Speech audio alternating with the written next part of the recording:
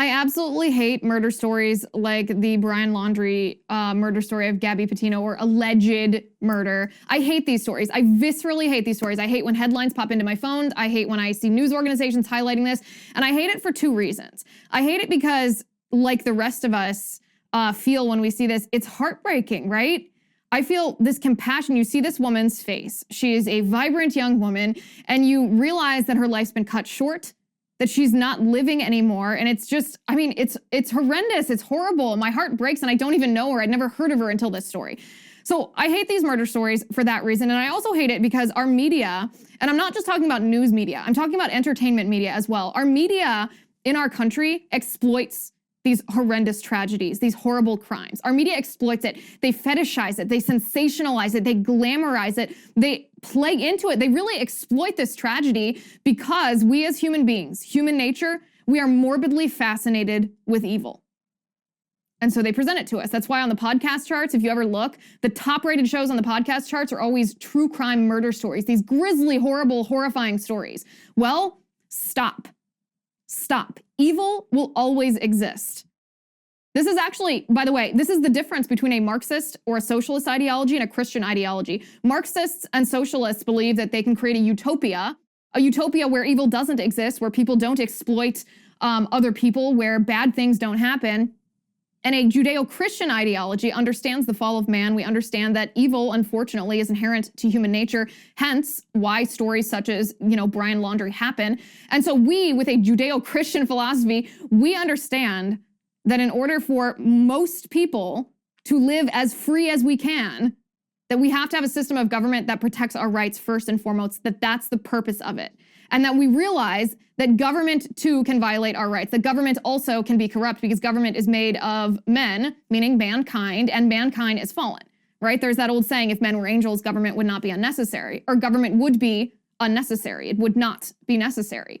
Well, this plays into it. This Brian Laundrie story actually plays into this philosophy that limited government, meaning limited power to fallen men who, because of mankind, have a tendency towards evil. This idea that limited government is the best way to protect against this evil, the Brian Laundrie story plays in because of the FBI. The FBI only just issued a search warrant for the home of Brian Laundrie's parents. They didn't issue a search warrant while he was there, even though he was named a person of interest at the beginning of the story. They waited until he was gone, until he had left, and then they removed his parents, and it was a whole mess. It's hard for me to imagine that that this was the best the FBI could do. The best the FBI could do. So they neglected perhaps to do their job there. And I'm open to waiting, being proven wrong, see, maybe they knew what they were doing. But I don't have a lot of confidence in the FBI because the FBI has proved their incompetence. They've proved that they're abusive. I mean, look at Russiagate. Look at the FBI entrapping crazies in the Governor Gretchen Whitmer kidnapping scandal, where the FBI informant was the actual ringleader of that plot. I mean, the FBI has a history of being woke and stupid. Think of, how many FBI agents they sent when to NASCAR, when there was that report that a noose was hanging in the garage of one of the drivers. It turned out to be a garage pole. And yet the FBI sent, 11, 12 agents to that? I mean, the FBI is shady. They also neglect to investigate, while they're targeting conservatives, they neglect to investigate credible allegations of horrendous child sex abuse like USA Gymnastics and Larry Nassar. So forgive me if I don't have this amazing amount of confidence in the FBI with the Brian Laundrie case. And again, this is exactly why we limit authority and limit power in our government, because mankind is fallen. We are sinners. We have a propensity for evil. That's why horrendous things like the Brian Laundrie story happen. And that's also why we should be very hesitant and very skeptical to give any power and authority more than necessary to protect our inherent rights to the federal government. More on this in just a second. I'm Liz Wheeler. Welcome to The Liz Wheeler Show.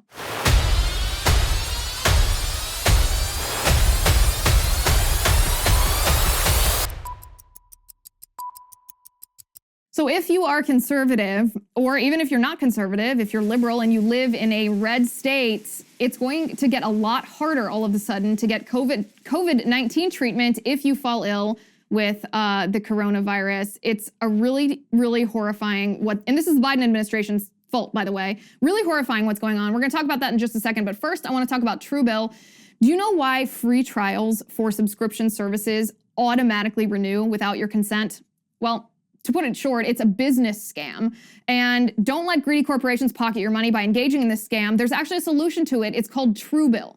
Truebill is a new app that helps you identify and stop paying for subscriptions that you either don't need, you don't want, or if you're like me, you simply forgot about, and then show up on your credit card bill every month. On average, people who use Truebill save up to $720 a year.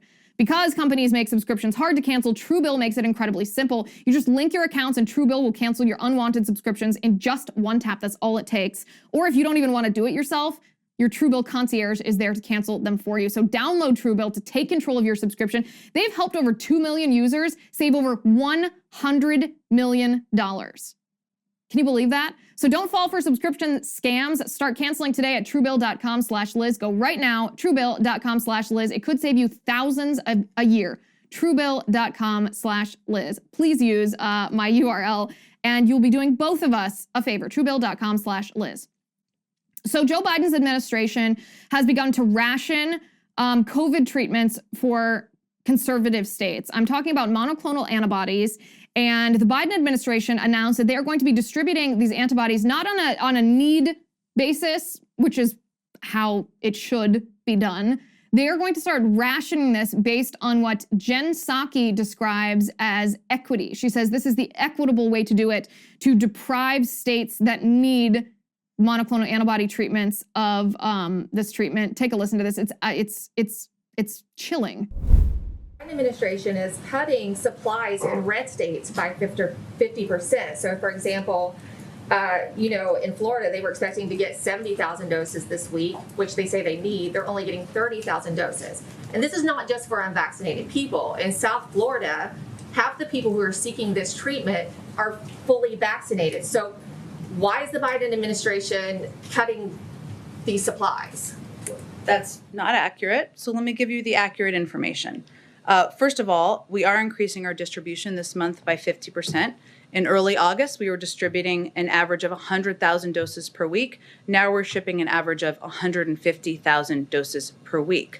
Over the last month, though, and one thing that I think people need to understand for clarity, facts, I know you're like facts, is that monoclonal antibodies are life-saving therapies that are used after infection to prevent more severe outcomes. So clearly the way to protect people and save more lives is to get them vaccinated so that they don't get the COVID to begin with. But over the last month, given the rise in cases due to the Delta variant and the lower number of vaccination rates in some of these states, like Florida, like Texas, just 7 states are making up 70% of the orders. Our supply is not unlimited, and we believe it should be equitable across states across the country. There's been no reports of a lack of supply, so why cut them to those states only if there's no reports? I think our role as the government overseeing the entire country is to be equitable in how we distribute. We're not going to give a greater percentage to Florida over Oklahoma, nor do I think are you suggesting that. I think we have to move on. Go ahead, Yamiche. Thanks so much.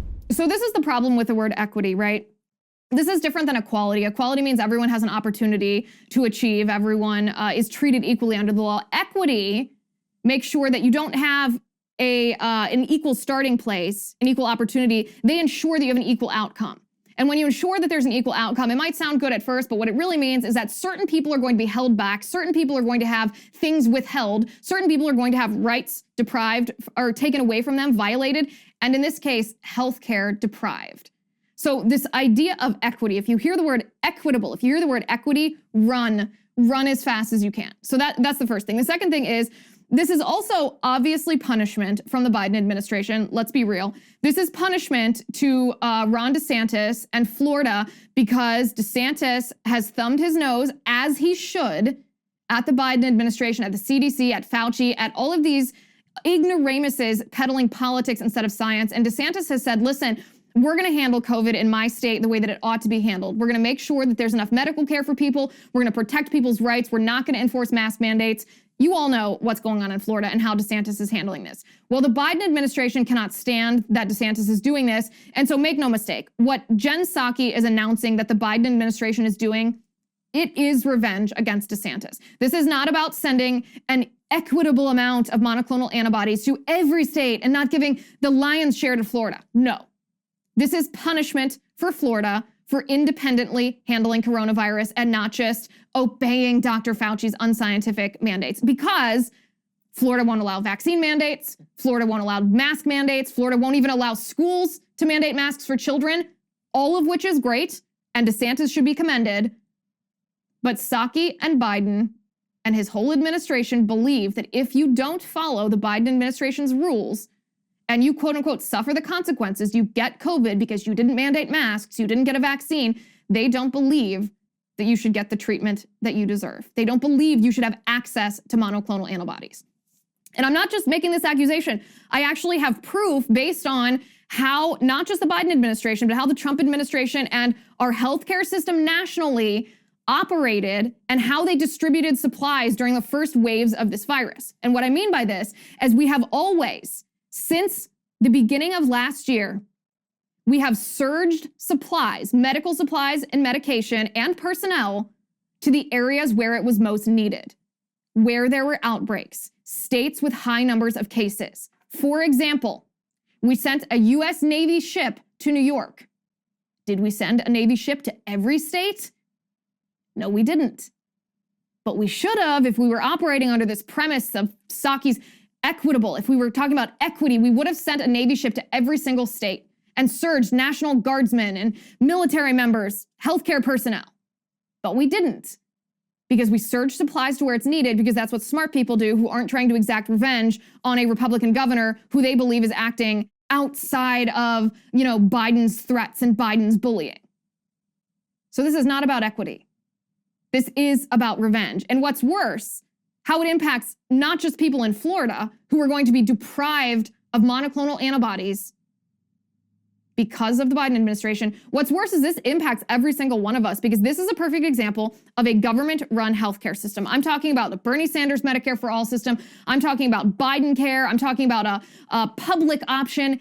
Anytime you have a government bureaucrat in charge of your healthcare system, like they have in Canada, like they have in Britain, like they have anywhere, like they have even the military, for example, this is what happens. Healthcare moves away from science. It's not dictated on the desires of the patients. It's not dictated by coordination between doctors and the family members. It is dictated by politics. It is dictated by politics. And when it's dictated by politics, politicians are willing to allow people to be hurt and sometimes even die, allow them to have lack of access, allow them to suffer from poor quality of care in order to make their political points. Again, this is not hypothetical. You can look at New York State right now. There's a hospital in New York State that is closing down their labor and delivery ward. They're stopping the delivery of babies. Babies aren't stopping delivering. Women aren't stopping delivering babies, but this New York hospital is now no longer offering the service of baby delivery. Imagine, by the way, being these women that were counting on this hospital. Imagine if you were due next week, next month, in 3 months, and all of a sudden your entire birth plan, everything you were counting on to keep yourself and your baby safe, it's shut down. Why is it shut down? Because of the vaccine mandate. Because the state of New York has made it a requirement that healthcare workers get vaccinated, and healthcare workers who've decided that it's in their best interest not to get vaccinated, they have to leave their jobs if they don't comply. And when they leave their jobs because they're not complying, they're not allowing the government to tell them what to put in their body, then there's not enough healthcare workers to go around. And so this labor and delivery ward at this hospital completely closed down. In New York, there are urgent cares that are closing. So you have a healthcare problem in New York, you might not have a place to go because urgent cares are closing because of lack of staffing, because the vaccine mandate is forcing people out of their job. In New York, the wait at emergency rooms, where there are life and death situations, that's what it means to go to the emergency room. The wait time is growing. The longer the wait times, we all know, the less likelihood that you have a survival in an emergency, and the more serious any kind of healthcare issue can get. Yet that's what we're seeing in New York. And this is 1,000% Biden's fault. 1,000%. It's also, of course, the governor of New York's fault, but this is 1,000% the fault of the Biden administration. This is socialized healthcare. This is what happens when government bureaucrats are given too much power and too much authority. And by the way, we should continue to say this is Joe Biden's fault until it rings in people's ears. Because if Democrats impose vaccine mandates, which cause healthcare workers to quit, which leads to rationing, it leads to long wait times and less access to care, the Democrats are 100% responsible for this, and people should absolutely draw the connection. Blame the Democrats. How dare these Democrats claim to care about people's lives? Again, all I can think about when I hear this is not just anger at the political malfeasance, not just anger at these power-hungry bureaucrats. I'm thinking about those pregnant moms. I'm thinking about how I felt a month before I gave birth to my daughter. I can't even imagine how I would have reacted if the rug had just been pulled out from under me.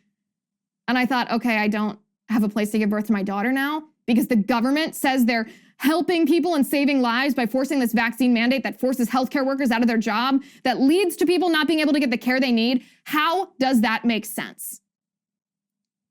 And this isn't one of those situations where the politicians were unaware of the consequences of their behavior. Governor Hochul of New York, the first female governor of New York, she was warned a month ago by 10 different counties in the state of New York that her vaccine mandate was going to cause a healthcare worker shortage and that it was going to be bad news. These are the counties that warned her. Orleans, Genesee, Wyoming, Livingston, Steuben, Wayne, Ontario, Yates, Seneca, and Schuyler. They all signed a letter to the governor of New York. And they said that they have grave concerns about the implications of the vaccine mandate. Yet what did the governor of New York do? What did Kathy Hochul do? Nothing. She let this happen. What did the Biden administration do? Because, make no mistake, they're aware of this. They did nothing. They pressed forward, shaming unvaccinated Americans, shaming people, degrading people who choose not to get vaccines, pretending it's about your health, your well-being, your safety. Meantime, the way that it's actually going to impact you is you live in these areas, you're not going to be able to get health care. This is socialized medicine. This is what happens when government bureaucrats are given too much power. This is why I think it's somewhat of a mistaken idea to put trust in American governmental institutions. And this is what I mean. I had a conversation with a friend recently who said, listen, it's really a shame that we've gotten to the point in our nation where the American people don't trust our institutions anymore. How do we turn this around so that the people, the electorate, the voters, the citizens of our nation have faith in our institutions? And I thought about this because it wasn't a rhetorical question, and I realized, no, we shouldn't have trust in our institutions. That's actually counter to a lot of American history. It's the most American spirit, or in the interest, I guess, in the history of the American spirit, is actually skepticism in institutions, in governmental institutions. And so I can give another example of this. I thought the same thing when I was watching the Senate hearings or the congressional hearings about USA Gymnastics and how the FBI had committed just gross malfeasance, in my opinion, just allowing Larry Nassar, the doctor who sexually abused dozens of young gymnasts.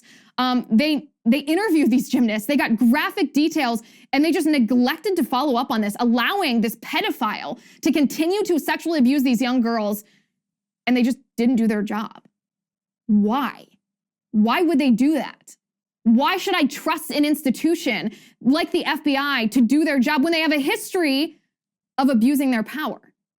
Yes, the FBI does have a history of abusing their power. I mean, think of J. Edgar Hoover. It's practically the legacy of the FBI to abuse their power. And so I thought to myself, we shouldn't be encouraging people to trust the institutions. We should actually be encouraging people to stop trusting governmental institutions. The only two institutions that you should be able to trust implicitly are marriage and the family. They're very specifically non-governmental institutions. And so I thought to myself, we really need to actually usher in a new era of skepticism for government. And this is a lot easier said than done because a new era of skepticism would be a really hard thing for the American people. Now, why is this hard? It's very hard because it requires, if you are going to operate as a skeptic, it requires critical thought, it requires independent thinking, it requires rejection of groupthink, and it requires the ability to withstand peer pressure, the ability to be mocked and still be confident in the decisions that you make or the conclusions that you've reached.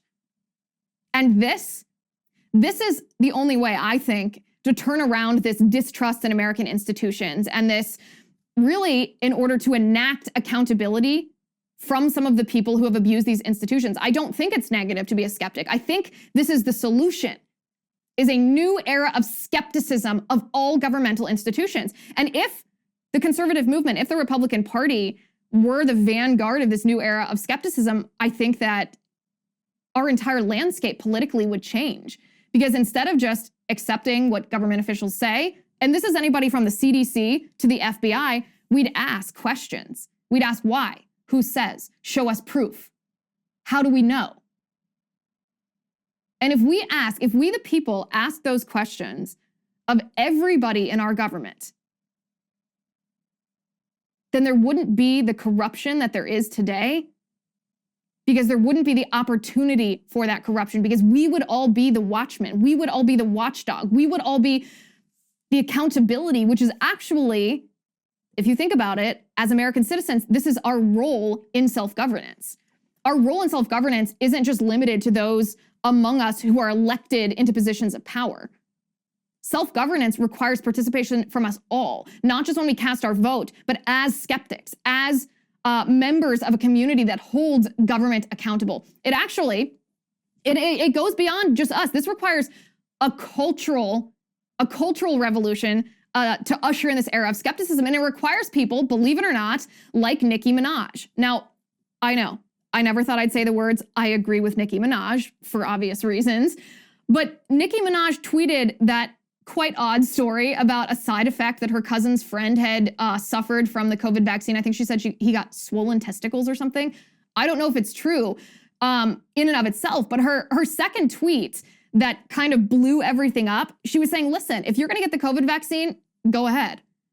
But you shouldn't do it based on coercion. You shouldn't do it based on, anybody's bullying or anybody's mandate. You should do it because you've thought about it and you feel that it's the best decision for you. And again, I thought to myself, well, never agreed with her before, but I certainly do agree with Nicki Minaj.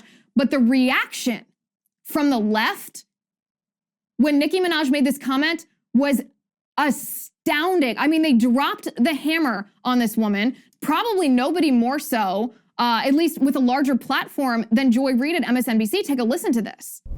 But the worst part of all this, honestly, is not even the personal attacks. The worst part is who is enjoying this so much. People like white nationalist, curious Viktor Orban enthusiast and no friend of hip hop or non-white people, period, Tuckums Carlson. Nicki Minaj endorsed this clip of his yesterday where he praises her for, quote, enraging the political class. And when people responded that she might not want to be associated with a white nationalist, she essentially gave in to the right's favorite talking point that somehow celebrities are not allowed to agree with Republicans. She also tweeted, you know how many U.S. presidents were white supremacists? Well, yes, we do. A whole lot of them. But what people like Tuckums and the Ben Shapiros and other right-wing bomb throwers want is not Nicki Minaj to have free speech. What they want is a vehicle to drag as many of her fans into their anti-vax camp as they can. They need and crave authentic members of the culture, hip-hop culture. Let's just be clear. They look down on that culture and hate that culture and would never, ever, ever support someone like Nicki Minaj other than to pull her onto their team. Case in point, Laura Ingraham once criticized President Obama for just meeting with Ms. Minaj, citing the profanity in her lyrics. But they need her right now. And let's not forget the freak out the right had over the WAP lyrics by Cardi B and Megan Thee Stallion, or Lil Nas X for giving the devil a lap dance in a music video. The right has no use for people in the culture until they're useful for the purposes of hurting people in the culture. Now, why did Joy Reid do that? I know Joy Reid, her logic is difficult to track, so maybe that's a difficult question. But the answer is the radical left knows that a culture of independent thought or an era of skepticism will end their reign. That's why they go after people like Nicki Minaj when she dares to break away from the radical leftist ideology. I mean, they attack her as a woman. They attack her as by her profession. They attack her as a Black person. They're visceral. They basically accuse her of buddying up to white supremacists because she said, what are you talking about? You know, black people can agree with a Republican. We don't all have to be Democrats. And they essentially accuse her of being a white supremacist because they know that a culture of skepticism, and that's exactly what Nicki Minaj was displaying, a culture of skepticism will end the Democrats' reign. It will do worlds to end the corruption in our government and to hold these government bureaucrats who abuse their power accountable. That's also, by the way, this lack of accountability, this lack of skepticism, and government with too much power is why we're seeing what we're seeing at the southern border. And it's absolutely astounding when you see videos of what is going on in Del Rio, Texas. I'm going to show you that in just a second. But first, before we get to that, I have some big news to share with you today. This fall, I'm excited to be heading to college campuses across America in partnership with my friends at Young America's Foundation. At these college events, I'll be able to talk directly with you, directly with your peers about the issues that affect all of our lives. A deeper dive, you might say, into many of the issues that we cover on this show every day. Plus, and this is often the most fun part, I will be taking questions live. YAF is the master of these campus events. They've been hosting speakers on campuses for literally decades. I'm thrilled to be working with YAF to come visit your school. Starting today, you can put in a request to host an event with me on your campus this fall. It's actually super easy. All you have to do is go to lizwheelershow.com/YAF. That's lizwheelershow.com/YAF. Now, I say this whenever I speak with YAF, but I always love meeting students on college campuses and at YAF's conferences. In fact, it's one of my favorite parts of my job. I get to meet a lot of impressive young students that give us all hope for the future of conservatism in America. So don't miss out. Put in a request today to host an event with yours truly on your college campus today. If you're interested, or if you know a student in your life who is interested, don't wait. Go to lizwheelershow.com/YAF today and submit your request. lizwheelershow.com/YAF. I'll see you on campus this fall. So the result of everything that we're talking about, to tie it in, the result of what we're talking about in Florida, the result of what we're talking about with the Biden administration rationing monoclonal antibodies is this two-tier system, right? And we're gonna get to the border in just a second. This ties in. But this two-tier system where leftists get to play by different rules than anybody who's not a leftist. Conservatives are treated differently than those who toe the radical leftist ideological line. And there's actually an additional example of this. In Florida right now, there's a landlord who is requiring his tenants to show proof of vaccination or else face eviction. That's right. He's threatening to kick people out of their homes, kick people out of their rental homes if they do not show him what personal medical decisions they have made about their own body.